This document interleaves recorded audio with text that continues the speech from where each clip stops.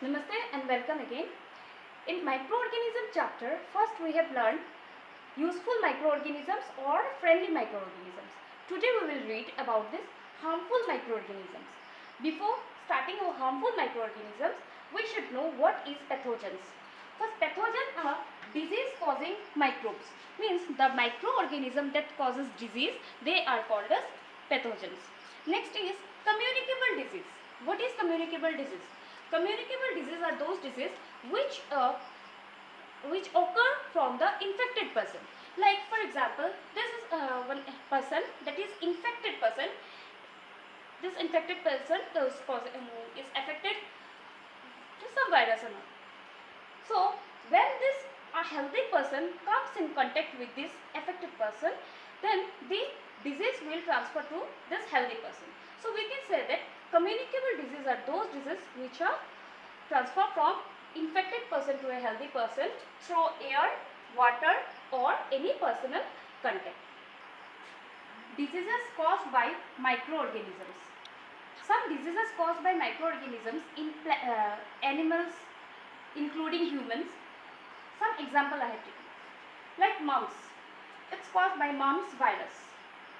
Tuberculosis, TB, it caused by Mycobacterium.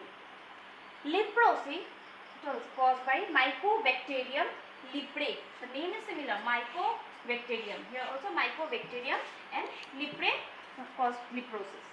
Then measles. Measles caused by measles virus. Now, some animal diseases, there are many examples. Just one example I have taken, like anthrax. Anthracis is a disease that occurs in animals, mainly cow. It occurs through the effect of anthrax bacillus.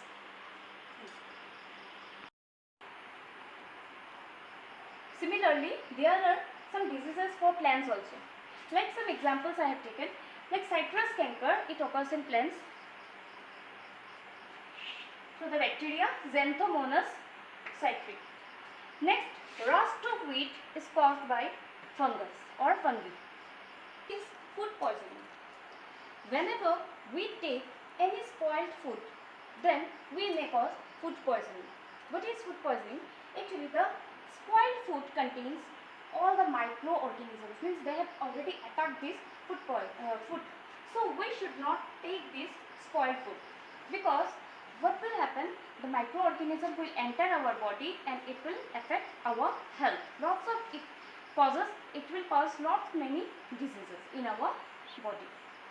Next is food preservation. What is food preservation? Food preservation is very important to prevent the growth of microorganisms, so that the microorganisms should not affect or that spoil the food. Second is also it can be kept for longer period without spoil. Means we should preserve the food so that we can use the food for longer period. Next is defined methods of food preservation are there. What are the defined methods? First, we can preserve the food chemically also. What are the chemicals we need? Sodium benzoate and sodium metabisulfate is the chemical which is used as a preservative for preservation of the food. Next, commonly we can use common salt. Sometimes you can see the pickles and all that, we use the common salt, sugar, oil and vinegar to preserve the food for longer period. One more example I have taken for the food preservation, that is pasteurization. Pasteurization is invented by Louis Pasteur. Now, what he has did? Milk is heated to about 70 degrees for 15 to 30 seconds and then suddenly cooled, and then it has been stored to prevent the growth of microorganisms. This process is called pasteurization.